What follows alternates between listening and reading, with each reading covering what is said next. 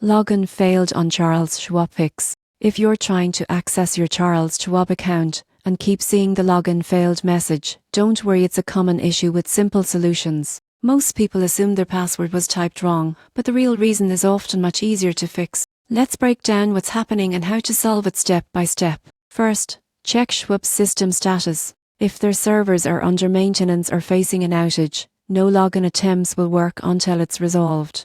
Visit Status Schwab.com or search Charles Schwab status to confirm.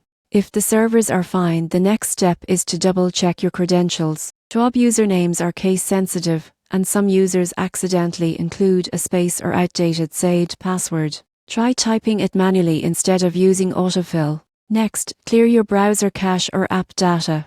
Over time, stored cookies or corrupted session files can block the login process. On desktop, clear cache and cookies, then restart your browser. On mobile, uninstall and reinstall the Schwab app for a clean refresh.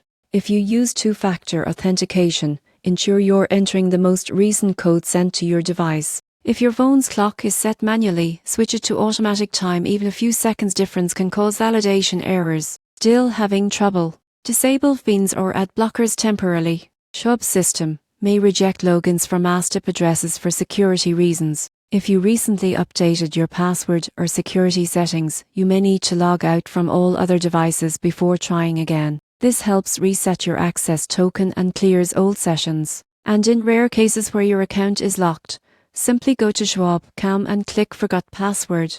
You'll receive an email or SMS with a secure recovery link. So the next time Schwab says login failed, don't panic. It's usually just a network, cache or security glitch, all fixable within minutes. Take a breath, follow these quick steps, and you'll be back managing your investments in no time.